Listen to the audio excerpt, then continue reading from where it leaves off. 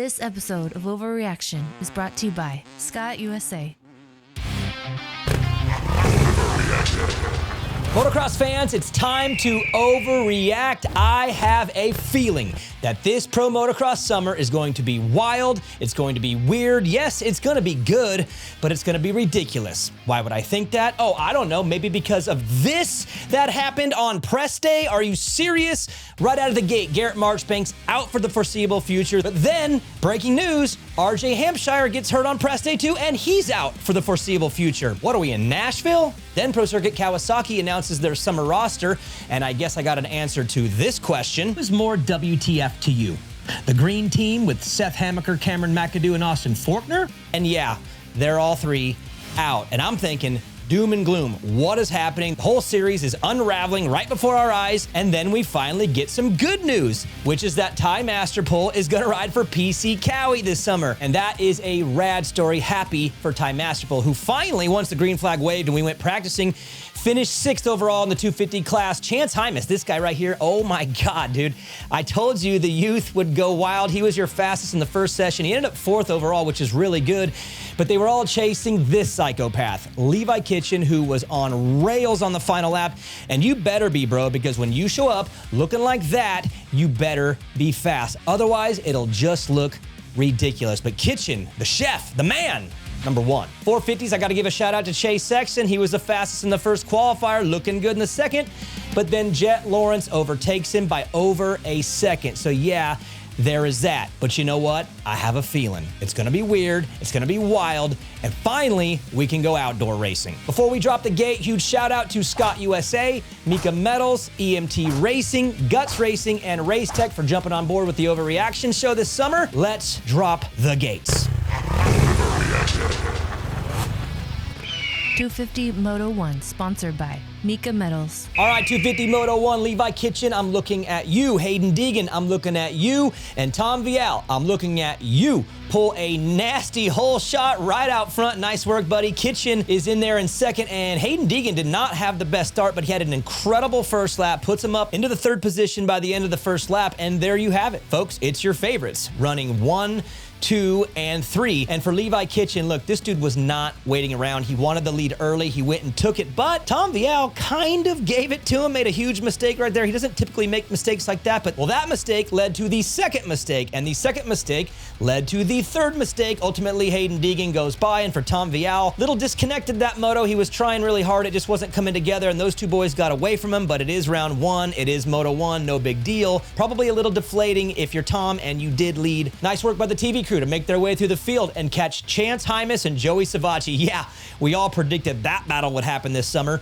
And how about the Nate Thrasher, Joe Shimoda, Jordan Smith battle? Obviously, Joe Shimoda does not look himself. It'll probably take a round or two to get going with the ankle. There's that narrative. That sucks for Joe, but there it is again. And of course, Ty Masterpool, rad story, but oh my gosh, homeboy, I am so glad you are okay. Terrible crash for Masterpool on this amazing weekend. That's not how you want it to go, but that's how it's going for Ty in Moto 1. Late in the race, and Hayden Deegan has caught Levi Kitchen. There was parts of the track where Deegan was slow, but he worked him out mid-race, but he got fast and made a run at Kitchen. He was riding completely wicked. Looked to me like a young Ryan Villapoto. Wrist locked, all in, hard out, going for it. I love it. It's enjoyable to watch. And ultimately, it would bring him right to the back of Kitchen, who of course gets a yellow track marker stuck in his boot, and we get robbed of a great finale. Are you kidding me? I told you in the beginning this season would be ridiculous from things like that. Now, I do not want to take away Hayden Deegan's ride. That was incredible. He rode like an animal, so I give it to him. But man, we got robbed. That sucked. Nice ride by Chance Hymas and Joey Savacci late to catch Tom Vialle. Kitchen, of course, was second. So that's your top 5 in Moto 1. But luckily for us, Pro Motocross,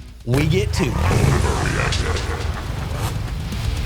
250 Moto 2, sponsored by EMT Racing. All right, 250 Moto 2 is on the gate, and I'm watching you, Hayden Deegan. Can you back it up? Are you the man of this class? Yeah, he pulls a gnarly hole shot. Nice work, my man. And he goes right up on that first big jump and throws the dirtiest whip. Now, let me tell you something right now. You don't do that unless you know you're going to win the moto, because if you don't, that is a silly look. That's cocky. I like you throwing it out there, bro. It's cocky. First lap. Okay, let's see how this goes. Next thing you know, you got Chance Hymas on the screen, and my man, what an incredible day for Chance Hymas from the very beginning to the very end. The guy has no ACL in one knee, which is super difficult to ride without. I did it for a lot of my career. It's terrible, and that dude is killing it out there with no ACL. Great breakout day for Chance Hymas. Cool exchange between Levi Kitchen and Hayden Deegan. You got James Stewart talking about race strategy and racecraft and slowing the pace down and what he would do, and I like that. That's the kind of analysis I like. I like James anyways. That was a really cool moment of 250 Moto number 2. The coolest moment of 250 Moto 2 was Tom Vialle just the entire moto, though. The guy was trying his best, making every move imaginable, trying every line, just going for it, and he eventually makes the move on Thrasher. Then he's back at it again, and I gotta imagine he's thinking, look, my rivals are out front. I fell in this moto. I had a position taken away last moto. I gotta send it, and he looked outside of his comfort zone to me, but he makes the pass on Jalek Swoll eventually, and man, I love the effort. He had to do that to fight his way back in on a day that he's probably not super stoked with. But he does make his way back to third. Nice work on getting that podium overall. It is the Deegs who holds off Levi Kitchen on the last lap and goes 1-1, man. That's your statement ride. So, guys, the danger zone, you're all in it. It goes through Deegan from here on out. 450 Moto 1, sponsored by Guts Racing. All right, 450 Moto 1, come on, guys. We can do it. We could take him. He's not that good. If you all unite, you could take Donuts down. Nope. Nope. Jett goes in the first corner, up the inside. He's gone. See you later. But how about AP on the first lap in the first vet versus rookie exchange against Hunter Lawrence? Makes the sick pass. AP was on a mission early. His teammate Chase Sexton was down early, which sucks for him. Then he gets up and charges to the pack. You get a chance to see Brad West. If you're Brad West, you're loving this, right? You love that you're on screen with Chase Sexton looking good. But for Chase, terrible way to start the moto. He would charge back. Back up to the front, you got Jett Lawrence looking perfect, and when he is all buttoned up perfectly, it's this combination of physics and weight distribution and great throttle control with all that power, and it's poetry. It truly is poetry when he's out front and alone like that. It brings my heart rate down. It makes me calm. And then you got Justin Barcia and Dylan Ferrandis, who don't make me calm. My heart rate goes through the roof. I think I held my breath through the entire exchange. Then you got a battle with the Cowboy and the Kangaroo getting it on up front. How about Hunter Lawrence making that pass on AP? That was a savage move from a guy who does not look like a rookie. Nice move, Hunter. Things start to settle down, and then on the last lap, you have Dylan Ferrandis who goes down, and then you got Chase Sexton who makes his way all the way through the field, back to Justin Cooper. Poor Justin Cooper on the last lap. Man, he got you. He got you. It was, lappers, bro, but good ride for Justin Cooper and an incredible ride for Chase Sexton to come all the way back to fourth. But it was Jett Lawrence who got the win, Hunter Lawrence second. Yikes, 21 more motos to go. Jett, Hunter, 1, 2. Oh boy.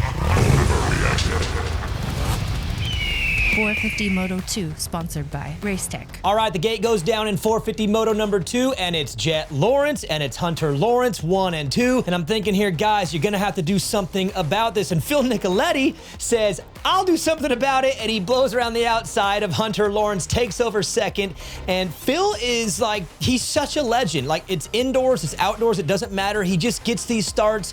He runs up front. He's like a baby deer with a pack of hyenas behind him, but he doesn't care, and eventually, like, all these guys will get him. All the factory dudes do get him, but man, he is such a legend for just throwing himself up there and looking sick and getting in the top 10, dude. Phil, you are a boss. So mid-moto, and you have Chase Sexton absolutely going for it. He's the fastest guy in the track by far. You got Hunter Lawrence playing incredible defense. Again, this is a rookie who does not look like a rookie. Next thing you know, oh my gosh, he's on little bro. Whoa, what's going on here? What's going on? Are we gonna get this guy? Are we, big brothers unite? Are we gonna do this? Hunter, the entire sport has your back. Pass your brother and beat him. Next thing you know, you got Chase Sexton who says, I want to get in on this too. Hunter, why don't we jump him? I know he's your brother and he's family, but why don't we just jump him? And Hunter says, no. So then Chase says, all right, fine then. I'll just do this myself. Get out of the way. I'm going to go get him myself. And I've got to give it up to Chase Sexton, who went all in, gave us everything he had. I've been questioning that all year. Are you going to play it safe? Are you going to go for it? And he did. And he's got to be stoked. Look, he makes a mistake, loses all that steam, he loses all that time, but this was was an incredible day. He charged at the end. Jett started kind of slipping there at the very end of the moto, thought he had it. Next thing you know, he had to turn it back up because Chase just never stopped digging. And this thing is way more intriguing today than it was yesterday, thanks to Chase Sexton, thanks to Hunter Lawrence, and thanks to Jett Lawrence, who was not perfect. Yes, he does get the win, but he was not perfect on this day. He looked a little unsettled with the motorcycle. So Chase, Hunter, and the rest, make a move now before homie gets it together. 20 motos to go. I'm telling you all, he ain't getting it. He ain't getting it. We'll see you on Wednesday on the Daniel Blair Show. See ya.